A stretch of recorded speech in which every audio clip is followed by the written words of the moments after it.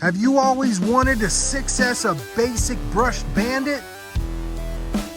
We're going to show you how to do that reliably without breaking the bank today on Radioactive RC Ranch.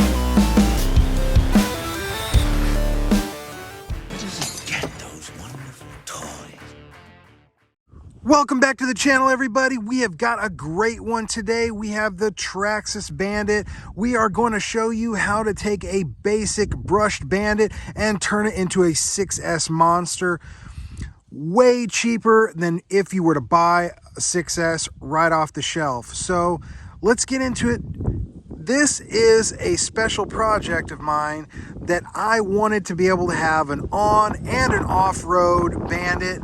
I wanted to be able to have my Bandit look just like a Bandit right off the shelf. Now, minus these wheels and tires and the wheelie bar, tell me, would you give this a second look? Would you believe that there is a 6S system lurking in this frame and underneath that body?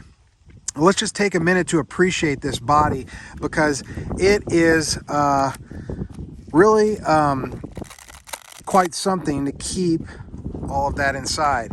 I have my body gorilla taped, as I have all of my bodies. I have a little hole right over here cut out so I can have a little bit of airflow for the ESC. I'm big on airflow, making sure you keep things cool and keep things lasting long. But other than that, that is it with the body. So let's set that aside. All right. So what we are looking at here, we have the Traxxas extended battery system in here. Now, if you look closely, you'll see that we have spacers in here and spacers back here. You've got to raise this up in order to get your 6S battery or two 3Ss, whichever you prefer. So that has got to be done right away. We have chosen for our 6S system the Hobby Wing Easy Run 150 amp ESC, and we have gone with a Hobby Star 2200 kV motor, the fastest spinning motor that you can safely run on 6S.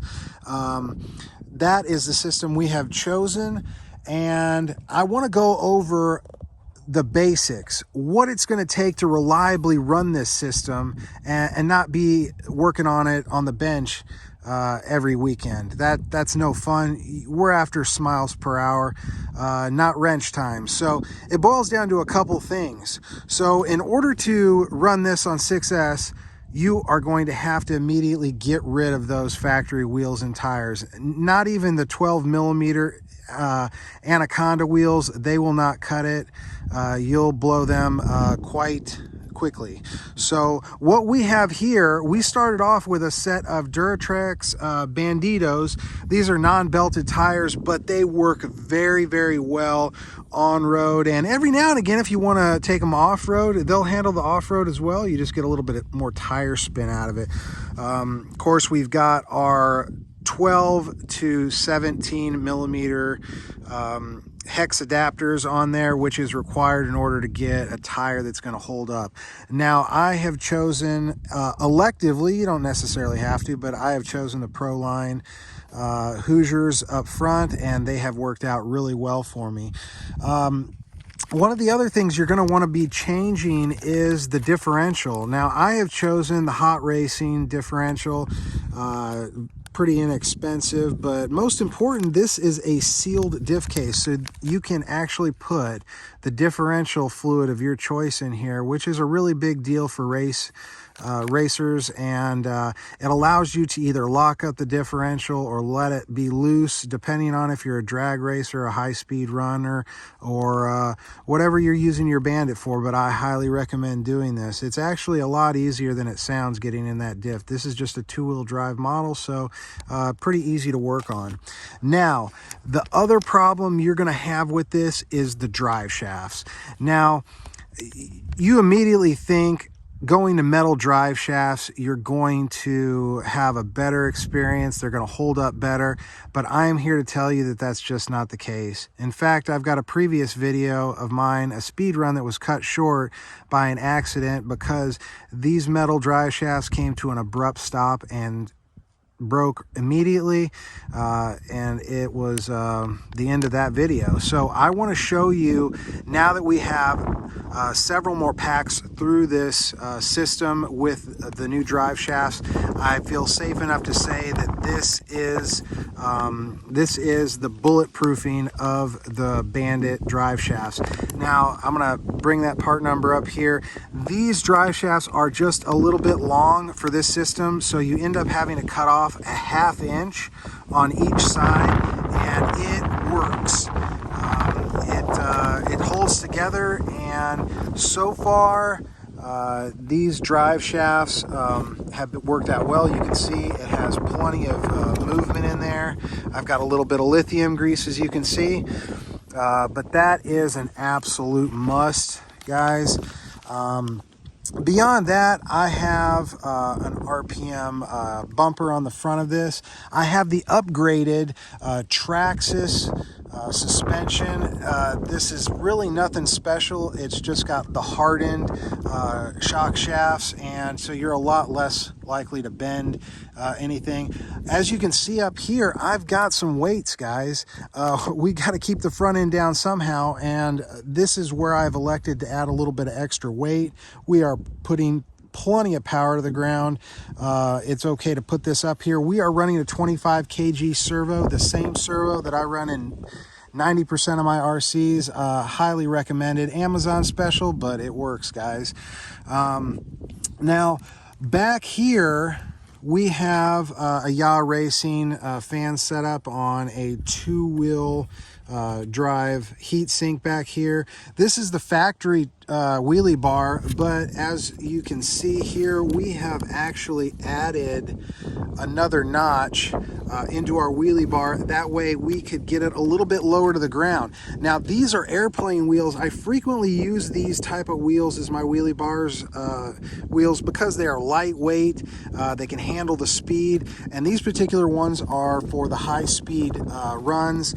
So when you're going down the track, you're not going to get those front tires off the ground very much. Now, we are meeting the limitations of these tires. This is where we can't go any faster. So that is where these tires and wheels come in. These are J Concepts, and I can't contest to what they can perform like, but I can tell you that they can fit either the 12 or the 17 millimeter hubs, and these they look good, they feel good, they feel like they're going to have enough give. It looks like a great product. I am really excited to get these on the Bandit and see what they'll do.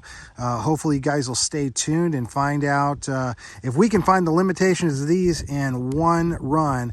I'd love to set it up in slow motion. That way you guys can see how much expanding and ballooning actually happens with these wheels. So this is going to be an absolute must in the future, guys. Now, the last thing I want to cover is the ESC placement.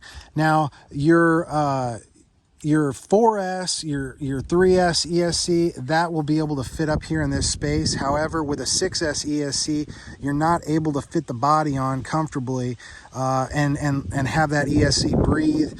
It's not going to work. So we have elected to put it right here on the side. Of course, we've got it in there pretty solid, as you can see.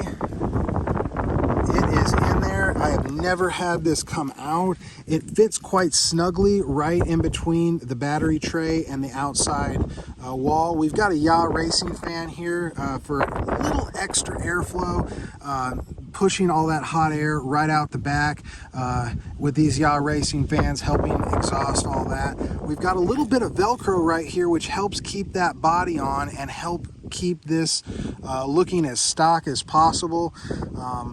that is that has really come in handy.